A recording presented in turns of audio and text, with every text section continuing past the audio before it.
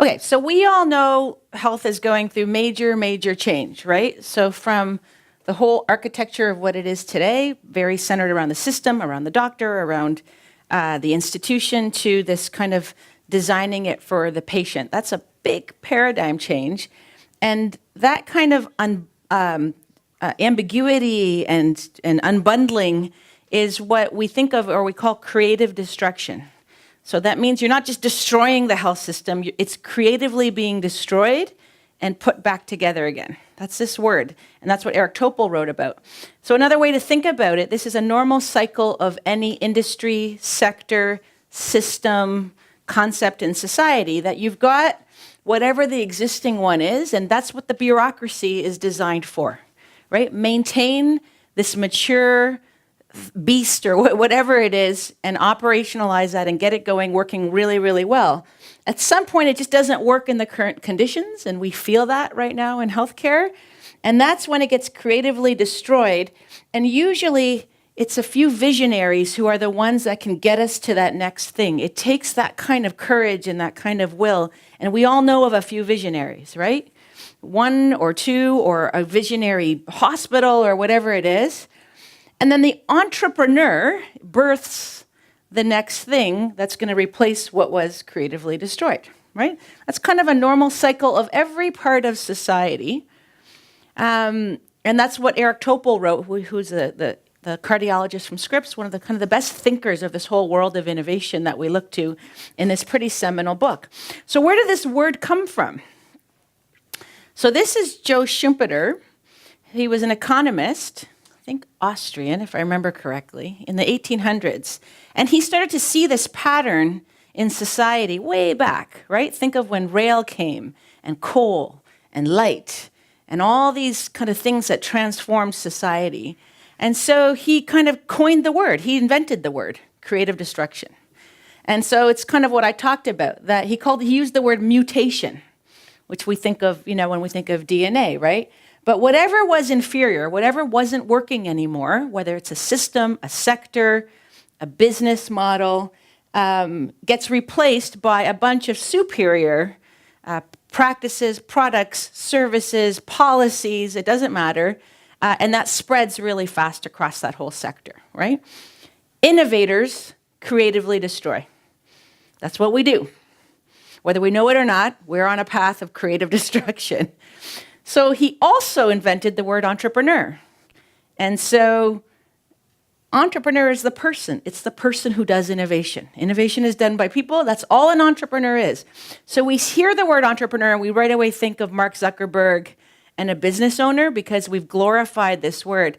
But that's not really what an entrepreneur is, right? You can be a clinical entrepreneur, a civic entrepreneur, a policy entrepreneur. But they've got some features to them. They're not just wanting to creatively destroy, they're able to. They have tools, they have a mandate, they have a mindset, they've got what they need. That's a lot of what we're trying to build with you. But most don't make it, right? So there's this other DNA of the entrepreneur, this passion, this pulse, this fight. They call it grit. They will not stop because they believe so much in what that new is against all the odds. That's why innovation is really, really, really hard for anybody, not just like a startup founder, right? And they get joy out of breaking stuff and putting it back together.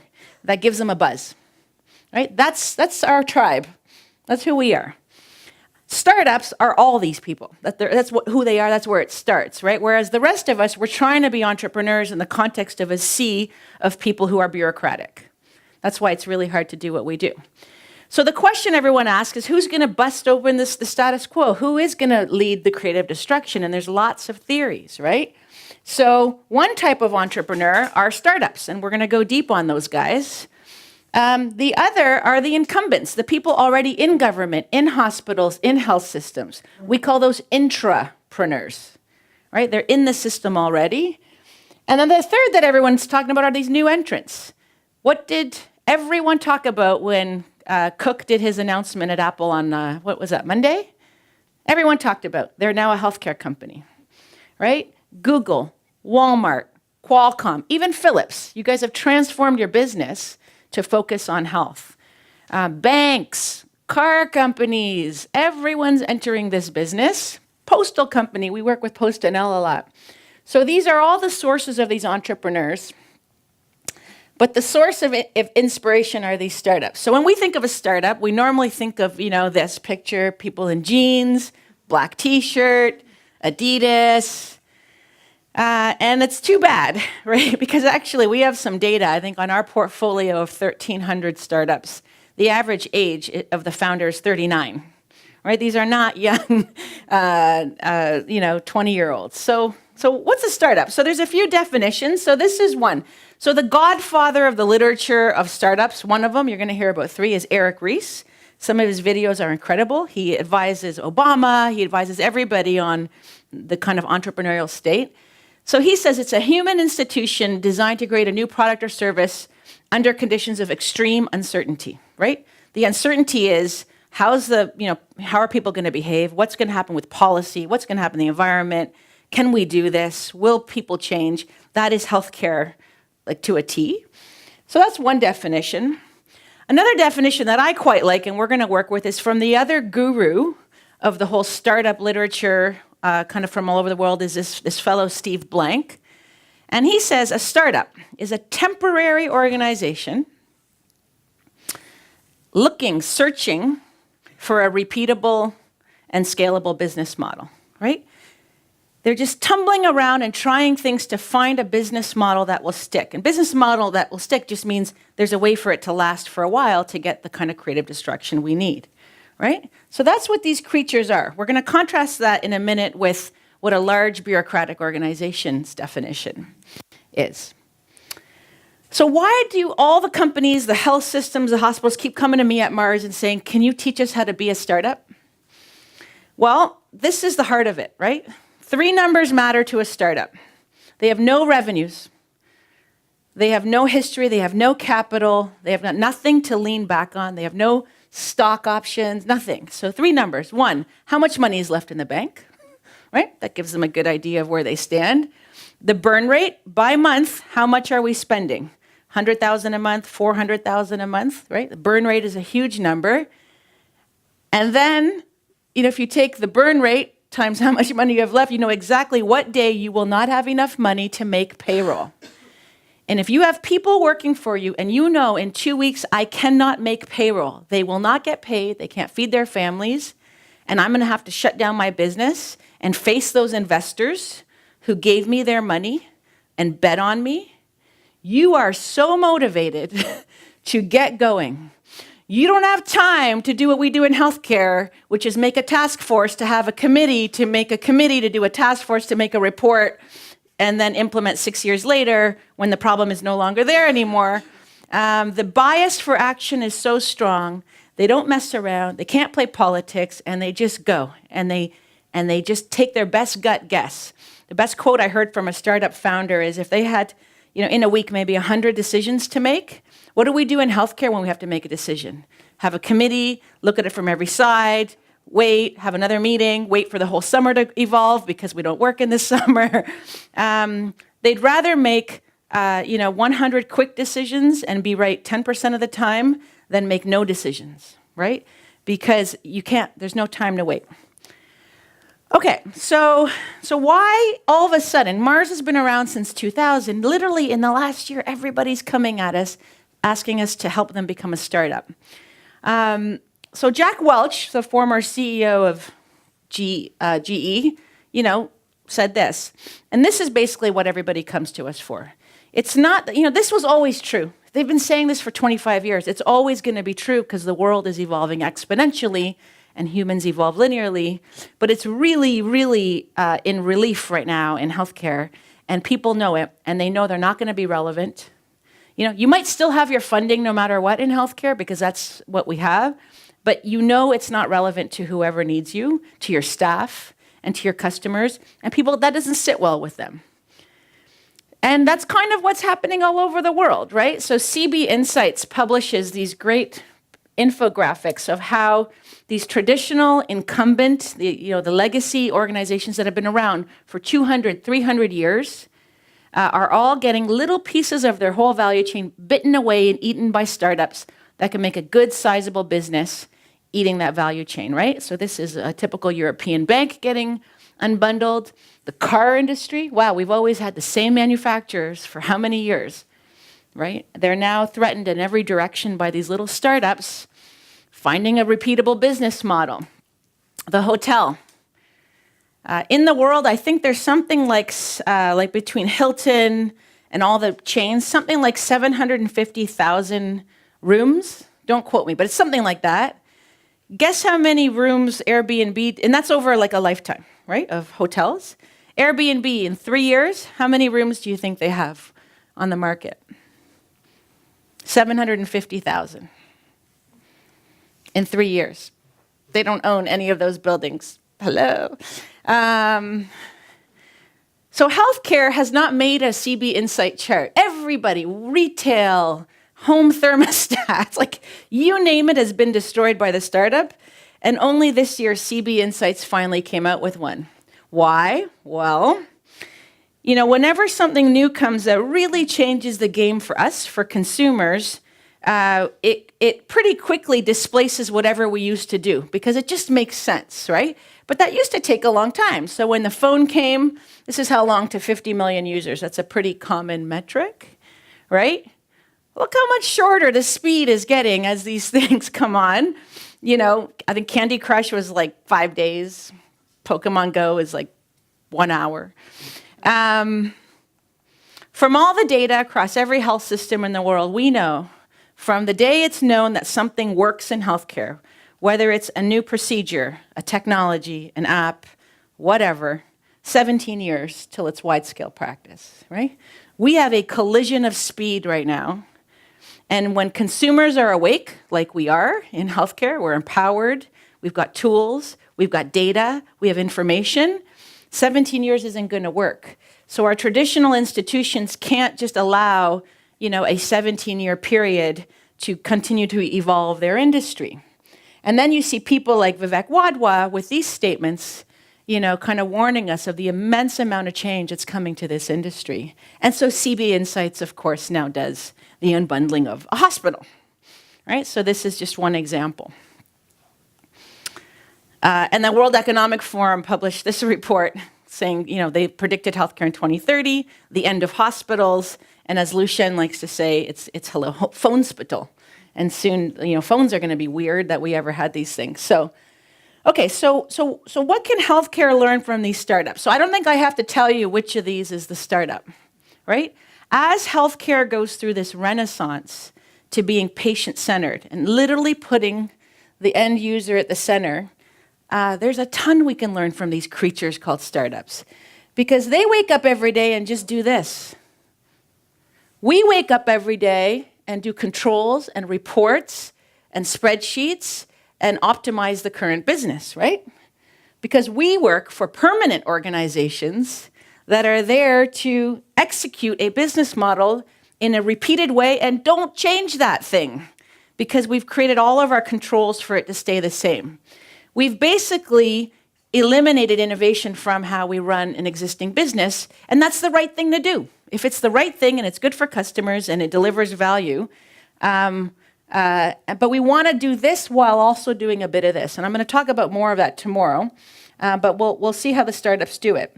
So if you think of a typical organization, and I've even seen this in healthcare when they start a new agency, they right away go to an industrial model of organization. Remember Helen Bevan talked about that, where everybody has a clearly defined role and you performance manage to that.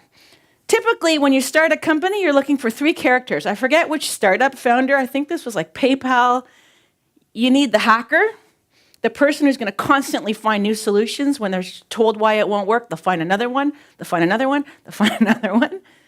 The hustler, relentless hustle, getting money, getting space, finding people, always hustling, hustling, hustling. It's core to the DNA of the startup. And then the hipster, the dude in the jeans with the black t-shirt, who has all the EQ and the relationships and the brand and all that stuff. And that's your dream team, right? Not, legal and compliance and marketing, And these people are also the janitor and the marketing and the sales and the HR department and the CFO. They're doing all those jobs. It's incredible skill set and experience. So what do healthcare organizations want to get from the startup? This is the typical culture of a startup, right? I told you about the urgency, absolute risk. You gotta be working as a team. I look at so many healthcare organizations that get training on how to do teamwork, and it's like, that's how startups are born. I mean, they don't need to learn how to do it. They can deal with extreme situations more and more. So all in all, it's a very agile, quick learning kind of environment, and that's a lot of what this other training is. Because they have no money, because they know their burn rate, because they need to quickly cycle through whatever they have to work through, lean is the big word that startups have embraced as a methodology and a mindset and all that other stuff. And we've been learning that in our own training about iterating, trying, testing. So we've been doing that, but they do this at an entire corporation level. And so the big idea, and a lot of this came from Steve Blank, of why lean, why trying things, screwing up, putting it back together, is in this world, we no longer kind of compete or add value based on having an awesome product or a great service or a great price. Right? That used to be a great way to have leadership. But rather, you're going to win if you can have a business model that you can repeat, right? Which means you've got to constantly be evolving it, and that's the core skill set. So linked to that, because we're going to get to in the tools, just to orient you, startups also don't always use the same tools and way of thinking at all stages, right? There's really 3 distinct stages, almost like we have, when we're children, when we're adults, and when we're older, right? So at the beginning, when the startup, sees a problem as like, I think I can make something for that, whatever it is, their focus of everything they do is called problem, solution, fit. You guys did that a bit in your human-centered design process, right? Here's the problem. Does it fit? Can it work? And that's a lot of iteration and trying and prototyping and proof of concept and all that stuff. Once they get through that, then the next is, okay, does this solution fit in the market? Do people want it? Can it work? Would they buy it? How can it play out? And usually you go back and you redo your product over and over. It's a many, many, many cycles back and forth. When it looks like it's all fitting and, venture capital money is coming this way, then they're in scale mode. This is crazy high growth. This is like your kid, when they're on a big growth spurt and they're eating all the food. And that's when you then scale. But you never start here until you've validated absolutely that it works for your customer. So that's what they do, and there's tools they use for that. So let's just do an overview, and then we'll do some practice. So the old way we used to do new business development was the business plan. How many of you still use a business plan in your work? Is it a requirement? The big corporations, yeah?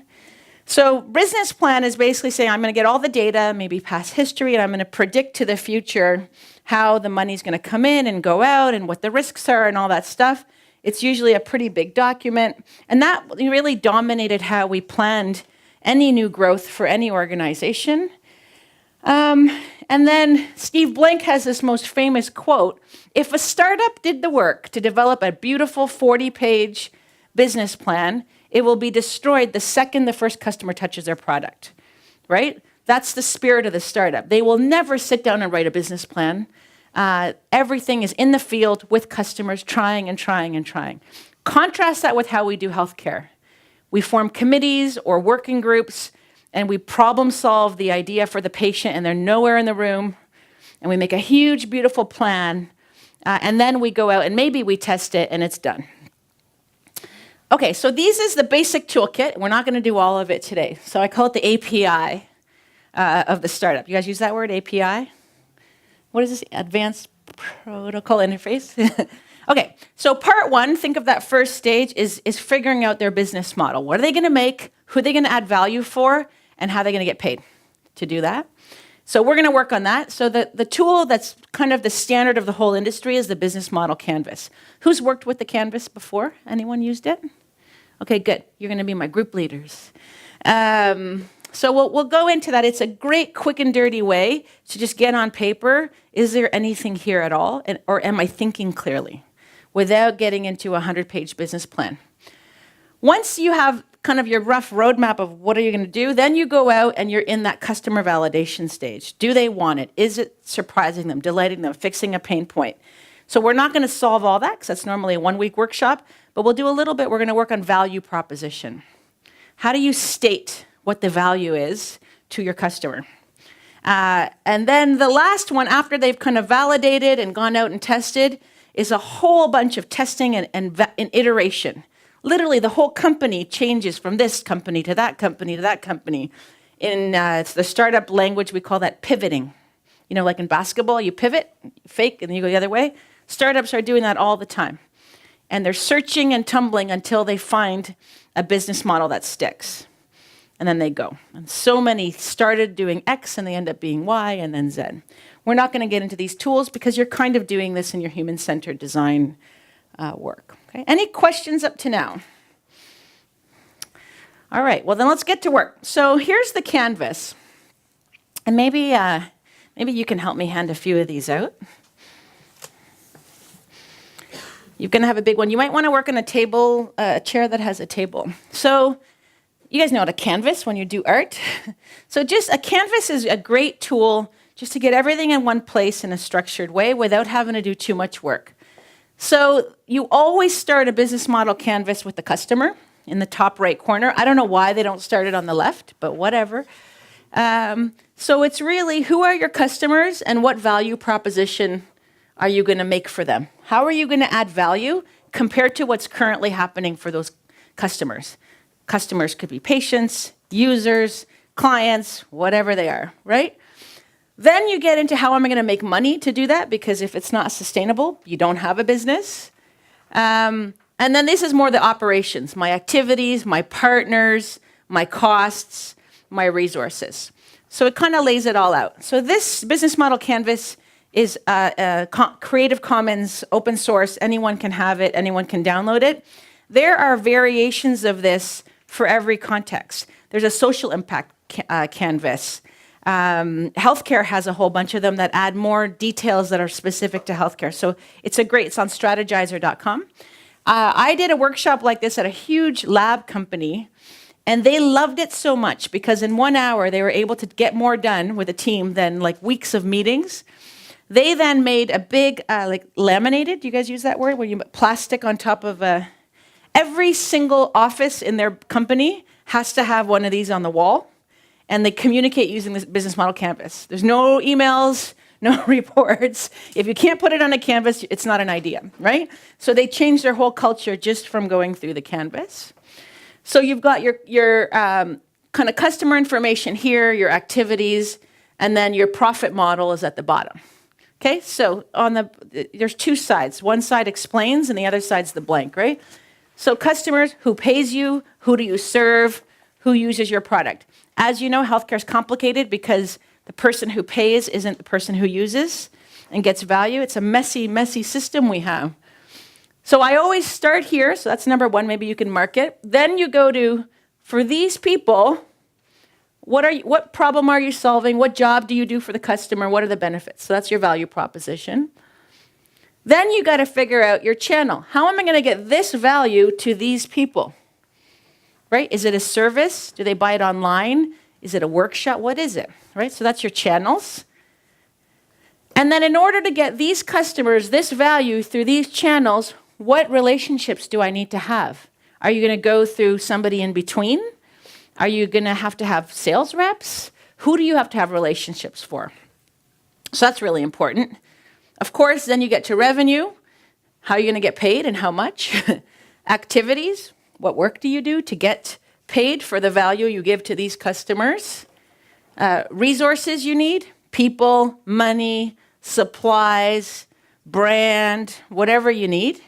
And then your key partners you need to get the job done. Nobody is adding value in healthcare if they don't have an incredible constellation of partners working for them. It just doesn't work anymore, right? And then your costs. So that's the basics. Now, you're not going to do a perfect job of this, but I think we can get us partway there. So you've got two options for what we're going to do. We're going to practice. One, you can. We have a tool that we created called the blog topic generator. So we randomly take words and they spit out an idea, and then we commit ourselves to write one blog a week on that crazy idea. I think it's here. Can you open the link?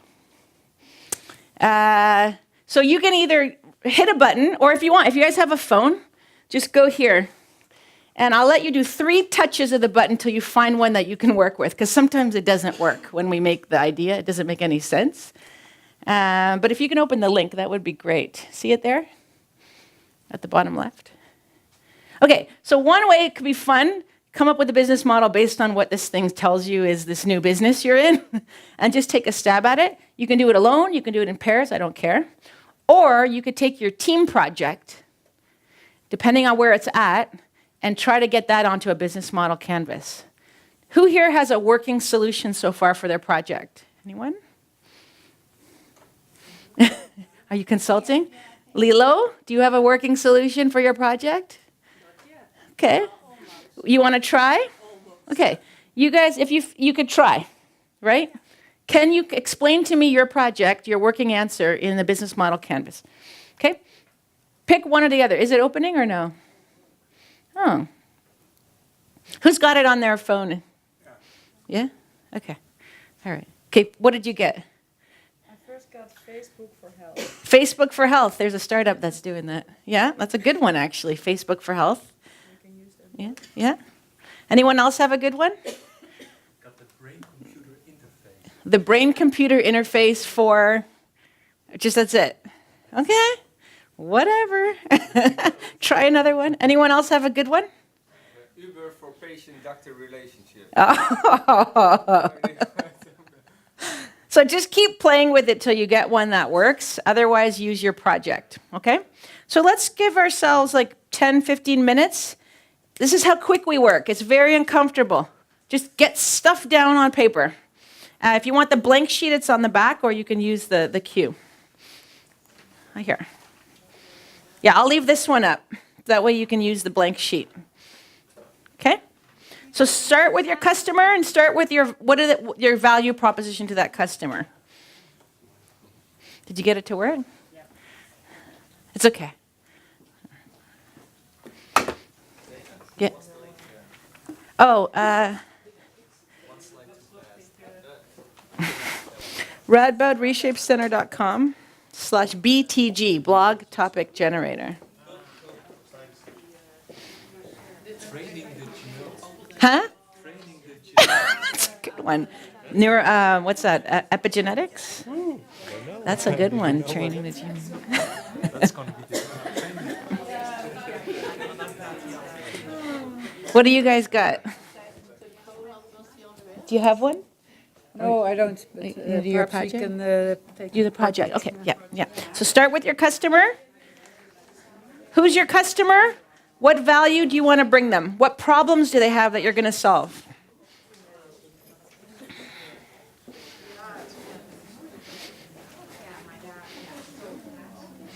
Works? No, I think you need this button. This button.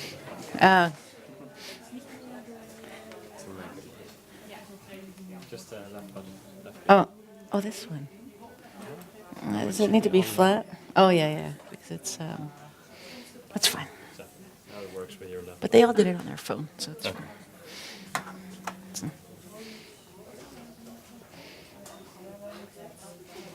Oh, there we go.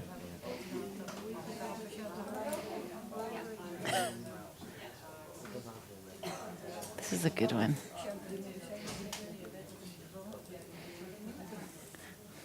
It's a great tool to have for a workshop because Yeah. people just do it right there and they're like, "Ah." Yeah, that you can do it on your phone, you mean? That's Yeah, also right. convenient. And like for anything we do, Yeah, we should use it. because it's just good if you're giving a speech, stop and let everybody play a little bit, because otherwise it's too much. Okay, can we put my other thing back Yeah. up? Oh. Is this you guys or mine? That's mine. Yeah, it's mine. How did your session go with Eno? Is it okay? I just went to bring this cup.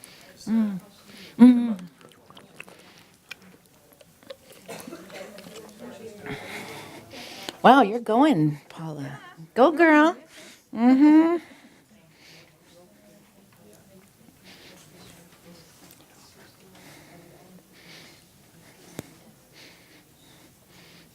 Inga, are you doing your own or are you guys doing it together? Okay, go, girl. Okay. Sign an NDA. Oh, okay. It's good to do work stuff in these workshops. More happens in 1 hour. I know. Yeah. Can you go? Can you go down one with the instructions? Yeah, the next one. No, sorry. Back two. One more and one more. One more. Yeah, there we go. Sorry about that. Which one did you do? I took a training that was going to be a bit difficult. So what are you doing instead? Hey. Sim Hospital, so it's the serious game is one of the things Yeah, that came yeah, up from yeah. That's ideation. good. Yeah, Um, yeah. The Sim Hospital. That's a great one. for nurses, so that they can have the idea of actually steering what is going Yeah, on in their I love it. environment. Who came up with that? Who came up with that? I did it during our ideation. Oh, we didn't get big anything, Yeah. but I'll just work Go. it out. See what You would love this session.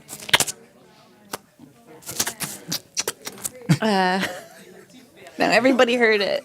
Damn you. My husband was here earlier. Damn it. This is Think Like a Startup session. You'd like this training. You should steal it from me. Yeah, we're doing business model. Yeah. But, I'm great. Karen was looking for you, but she had to leave. Oh, okay. I told her to Slack you. Yeah. How about you? Good. How's your shoulder? Yeah, good. It's amazing because they're now getting into board level. And we want to try to sell new programs to Yeah, people. yeah. They're all interested. Yeah. But a lot of it is like one, Rockstart has great credibility. You don't get a slimy Silicon Valley feeling from Rockstart, and then you have credibility, right? So, Like it's done. no, you do. It's okay. You do have credibility. It's okay. People can know.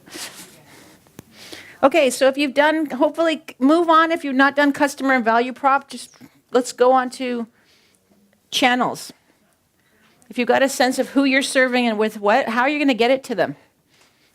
You're going to do it directly or you're going to go through somebody else? Is it a physical product? Is it software? Is it a service?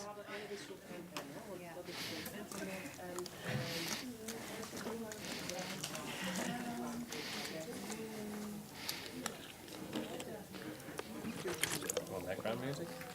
Oh, that's a good idea. Light. I'm not sure if your list is the best one for background for working. No, I would do my, I have, no. Bollywood No. or blues, maybe. Yeah, I don't think there's much in there, though. Chill. Chill, it's a little too slow. Acoustic. Yeah, acoustic or acoustic covers. This is a good one.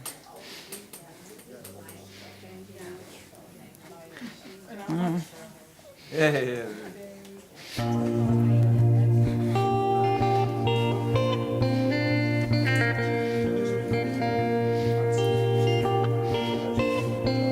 Dude, your sheet is blank. I have doctors. No blank sheet. Get out of here. But you're working together, right? Stop talking about her workshop and participate in my workshop.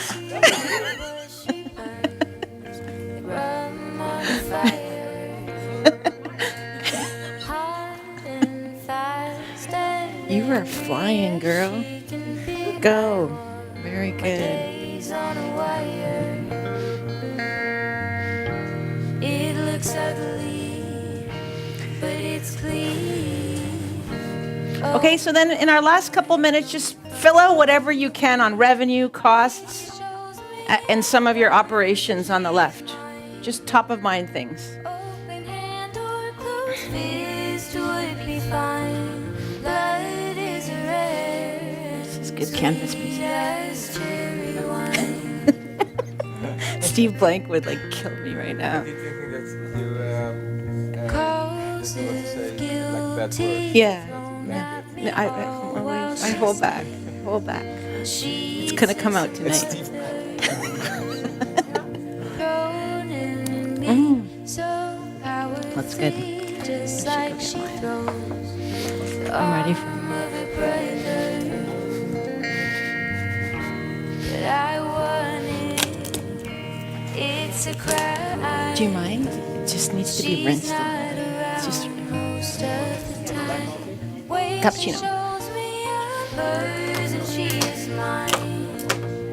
Open hand or closed fist I think would this be is yours. fine. Blood is rare and sweet as cherry wine. Jules, can you ask Concha to put up the team, or maybe you can, do the team rooms? Oh yeah, can you do it? There, Monique.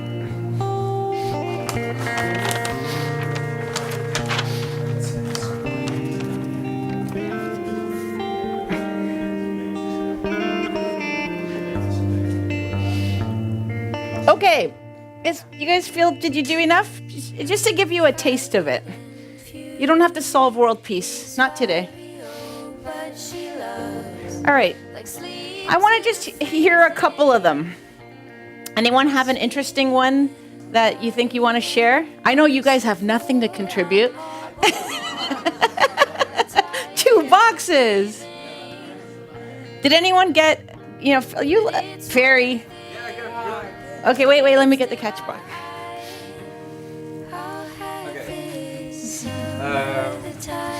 Way she shows me hers and she is mine. Open hand or closed Obviously, our fist. customers are patients and doctors.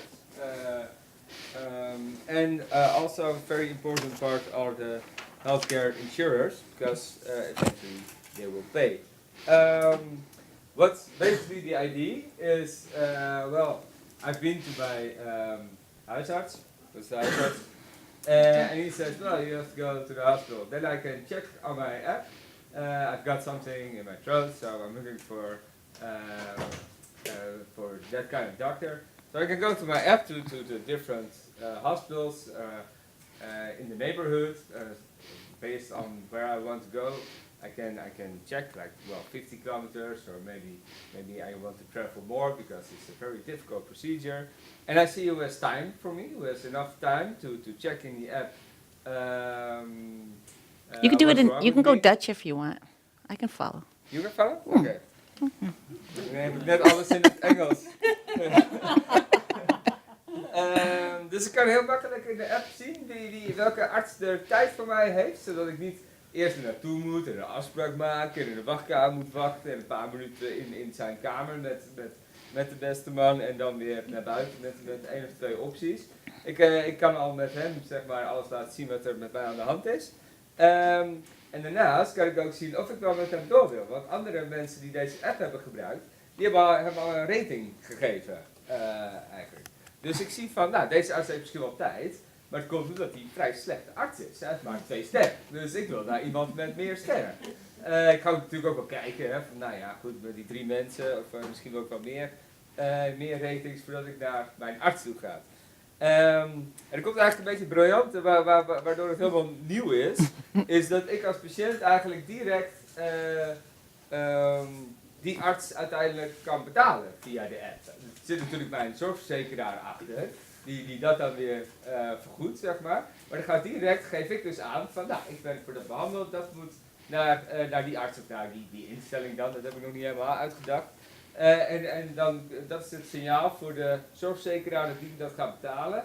En een klein percentage gaat natuurlijk naar mij als ondernemer. Wow, you did a lot of work in 5 minutes. Like, It's a really good idea. and this came from the blog topic generator? Yeah, just 5 words. I need like the perfect working app. Had ik erbij gezet.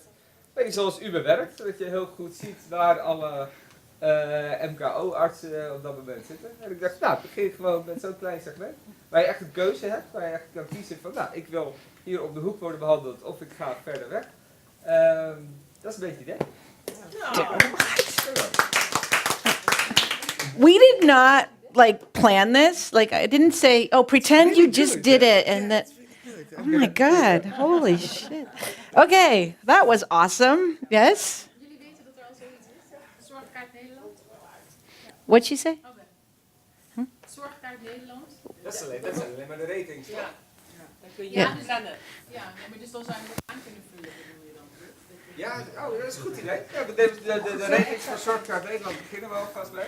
So who thinks Ferry should quit his job and start a new business? Yeah! Call your family. I went to school today. So you can see how quickly, though, it doesn't take much in... Yep. Oh, okay, sorry, not the reshape people. Thank you. I didn't think you were listening. So Inga was just commenting too. Like if you're sitting with a project at work, an initiative you're working on, something new, it doesn't have to be a completely huge innovation. The worst thing you can do is do it yourself and just try to get time to do it. One, you're not going to get to it. And two, the thinking that fertilizes when other people add to yours, just get 3 people, do a 20-minute business model canvas. You will move your thinking mountains, right? And a canvas is just easy. It's fast, it's dirty, you don't have to have all the answers. So it's a great tool to have for any context in your work life. Even outside of work, I use it sometimes in my personal life, okay? Any questions about that? Okay, I hope one of you becomes a multi-billionaire off of your idea today, and then I get like 10% or something. All right, in our last few minutes, we're gonna go deeper on one of your pieces. So remember, part 2 of the toolkit. So first they've kind of got a rough idea. At least, is there a business model there? Is there something there? Then they go deep into testing with products, with customers, validation, changing the business model canvas, coming back. And that's a whole set of tools that we're not going to get into. But the key one where you double click on the business model canvas is the value proposition, which is basically the fit between the customer problem and your solution. Remember that stage? So there's a canvas for that. And what Steve Blank and the others really kind of refined is, here's the customer, and either they've got opportunity that is not being addressed, that's the gains, right? That's the opportunity you can go after, or pains. In healthcare, we have a lot of pains. The fact that if you have a sore throat and you can't just go easily find out anywhere you can go to get care right now, that's ridiculous in the 21st century, right? So those kinds of inconvenience pains. And then the last one, which is a whole theory, is what job do they need to get done? What can your solution, your service, your whatever solve, which is a job they need to get done? There's a whole training on this that's brilliant that I can't do right now, but we can get into it. The value proposition then basically should lay out what things are you going to do to create the gains or to relieve the pains. Right? Your value proposition has to align to either what's hurting for the customer or what's an opportunity to delight them and surprise them that nobody has figured out yet. Nobody's thought of but you. And that's what your product, your service, but this could also be a policy innovation. It's not always about an app or a techie thing, okay? So the tool is a very simple sentence. It's called the value proposition generator, right? And you can actually make it a formula, because it forces you to be very, very clear about what exactly you're doing to deal with that need for the customer. For Ferry, or people like him, that's your customer box, who needs this, is looking for an easy, fast, convenient way to know where to get care on his terms, right? What's the need? What's the problem? We have developed X, right? That's your product or service that will help do what? What's it going to do for that person? That's the big value. That's the value of the value proposition, right? Restore confidence, give him ease of mind, give him back time that he's going to lose navigating the healthcare system, whatever it is. So here's an example from Google. Google is the world's largest search engine. So that's what it is. That allows internet users to find relevant information quickly and easily. That's what we want, right? It's not a page ranking algorithm that makes money off of ad sales, right? That's a bit of what's behind the Google, but that's the value proposition. And some people might argue, this internet users, I don't know if that's really who their customer is, but that's an example. So what is it? It's a search engine. For whom? Internet users. Value, they want it to be relevant information, they want it to be quick, and they want it to be easy. That's Google's value proposition, right? Again, I don't think it's just internet users. That was maybe a while ago. Now, you don't have to read this, you can get this later. If you're in a social sector like healthcare or education, you have multiple value propositions actually, because you have multiple customers and stakeholders, right? This is an example of an education system. They actually have 4 value propositions because they have 4 different customers. The parents of the children themselves, teachers need a value proposition. They need joy in their work and relevance in their work. And the taxpayer, the government, the funder, right? So you can get specific in healthcare. It doesn't have to be so linear like a product market service. Okay, so take a minute really quickly and for your value proposition, or if you want, you can do this for your project, because that's a little bit easier. Give me a value proposition statement. Take a couple minutes and draft one out. You can write it anywhere on that page.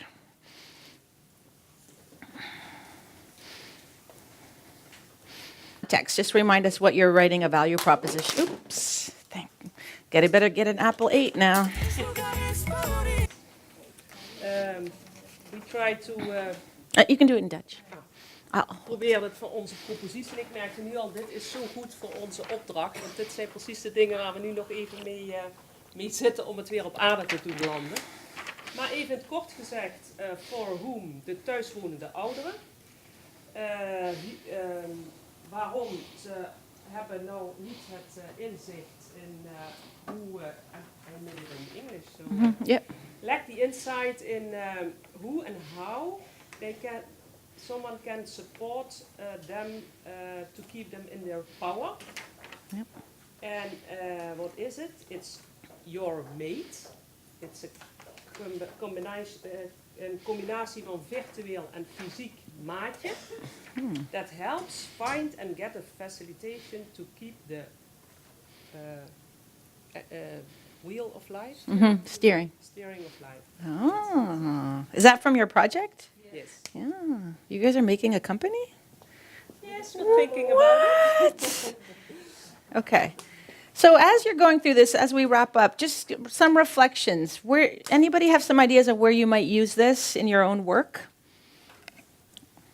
Or where it could be helpful? Yeah, just use the catch box, just because we're recording. Ik merk dat ik werk bij een overheidsorganisatie, dus het is heel groot en log. Maar ik merk wel dat het helpt om op zijn minst meerdere value propositions te gaan maken. Omdat we het nu ongeveer proberen in één ding te proppen. En dan dus dit helpt mij wel om het specifieker te maken. Okay. Anyone else? Any other comments? Yep. Yeah, we'll do here, then there. Yeah, so I need to represent Philips, for example, with people like Lea Bouwmeester, or her, the new members of parliament. So I think this also helps me really formulate what we're doing and what we're doing it for. Yeah, I heard her say, was it her who kept saying, start with why, start with why, start with why? I think she said start with why. Yeah. Somebody should write a book about it. I think it's right behind it somewhere. But this is your why, right? Yeah. Getting this clear. And it amazes me. We work with 1,300 startups. When I say, what's your value proposition? That they don't have this like ready just like that. If you don't know that, then you don't know what you're doing, right? This is your essence of your why. Inga, what were you thinking? Throw it. Don't throw it.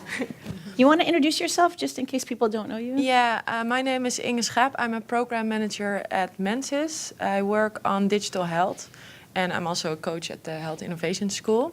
And I actually use this, and it's quite new for Mensis to use this, and I really love it because I'm working on scaling up innovations that are successful. And I now let people from Mensis make this value proposition for Mensis. So even though the innovation that we're scaling up is already existing and already has its own value proposition, I let people from the healthcare part, so the people that do the contracts with the hospitals, also work with the commercial people to make a value proposition for us, so for our own scaling up of innovation.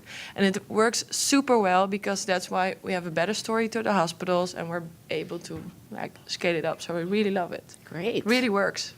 Hey, I did not plant that one either. I've got like 2 perfect students. Okay, so just a couple last things. And all these we'll put on the Google Drive, but Strategizer is the online site. The tools are incredible, right? So we're not going to get into the lean stuff, but I just want you to know the tools that startups use to really quickly iterate and try again, they don't just make it up, right? It's a very solid toolkit. And again, it came from a set of Steve Blank and Eric Ries and these guys. So this word failure, we talk about all the time. We throw it around like, oh, we have to accept failure, right? Oh, we have a failure-averse culture. In the startup world, we don't really think of failure that way because that's like just what happens, because you know you're searching and trying until you find it works. So it's not a failure when it doesn't work. It's what we call a validated learning, right? So now whenever you fail with your kids, you can be like, I'm sorry, that was a validated learning on my part. But these are the three big names of the key kind of people who really brought all this startup stuff that was happening like an art and stuff they knew in their head, and they got it down to some books and then some tools that are now making it so easy for thousands, and literally thousands, to very easily start a business. So Steve Blank is like the godfather. This book he wrote many years ago, they say launched 10,000 startups, right? And it came from a blog he was writing. Whenever he would see something, he would write a blog thing, and then it became a book.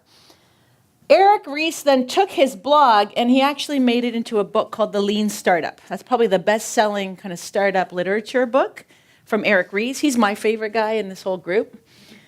This guy, Alex Osterwalder, at the same time cooked up the Business Model Generation book, and that's what led to the Business Model Canvas, and it's open source and available to everybody. This is my prescribed reading when I teach in the MBA school.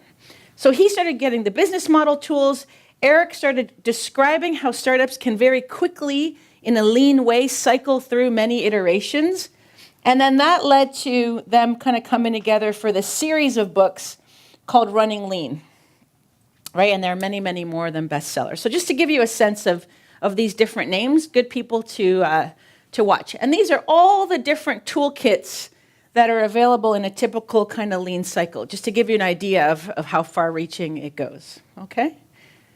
So here's my message, right? As though everybody always says the rate of change is like in hyperspeed, it's actually true. And we've seen nothing yet in healthcare, right? Because software scales fast. And we're going from being a people and bricks and mortar industry to a software industry. This idea of hunting and searching for a business model that sticks, right? How do companies do that when they're trying to both run the organization but creatively destroy it at the same time? They're adopting some of these tools from the startup. Big bias for action. Remember the fire, the burn rate of the cash? This makes startups not waste time, get to it, and don't focus on politics or consensus building. They don't do that stuff. They just get to it. Very, very quick validated learning. All the lean processes. Okay? So that's all I got. Any kind of final questions, comments, anything to wrap it up before we go for break? Yeah? Why is it important to do all these steps so fast? Yeah. Because the first exercise, I was thinking about one block, and then you said, oh, whoa, and then, Yeah. Okay, he made it. So for some people, Yeah. it's working, Yeah. but for me, it's not. This is just to give you a taste. In a normal environment, no, we would never do it in 3 minutes. It would be probably a 4-hour, it would normally be a 4-hour workshop. We would actually work through every box with a very facilitated way. Every box has its own framework, has its own tool. Like, remember, like the value proposition, I gave you a separate tool. So it's just to give you a taste, because the alternative would be me standing here talking, and you don't get to do anything, which isn't a good way for your brain to learn, okay? But I will say the flip side of that, where healthcare is very uncomfortable, is we do make you think quick, right? Because our default process is to analyze everything from every angle. The more time you do that, all your biases are going to just chip away, and you're going to titrate down to basically doing nothing, because that's the safest route, right? In the short term, maybe. But so it's tension. It's very uncomfortable. So it's a great comment. Okay, Paula? Do you have a tool on how you can disrupt when you have a startup and you're moving on? Do you have tools to be creatively disruptive for your own startup? Yeah. So startups don't need tools because that's just how it is. Like they're always, it's in their DNA to never be comfortable with where it is, and they're always sensing and mining. Do you use maybe the canvas again? Maybe Yeah, you're constantly. Oh, yeah. You do. You're canvassing all the time, right? You're constantly because as soon as you hit a validated learning, or it's clear that the customer doesn't want this, you're back to the starting board. Something's not working, right? So they're constantly doing it. So this is the what, and the how is the Scrum, and that's the manner to act with it and to... Yeah, those are just the tools you use. It just makes it easier, so you're not wasting your energy trying to structure your thinking. It's already structured for you. Your work is populating it, right? Yeah. Yeah. So in corporations or large organizations that come to us say, we want to act like a startup, just this is not enough. I'm just giving you a little bit of a taste of why they want to be like a startup and some of the startup culture and DNA. But it's a whole machinery to behave like a startup inside a large organization, and some are able to do it. And that's what I'm going to train you guys on tomorrow morning. Do you like how I just sold that? That's tomorrow. Actually, that's for everybody, so there's no selling. You have no choice. I'm doing it tomorrow morning. But we're going to learn about how organizations embed some of this work into their overall organizational model, which is not easy because it's got big antibodies against this kind of work, right? Okay, great job, you guys. Thank you. Let's go have a break and then go to your next one by quarter after.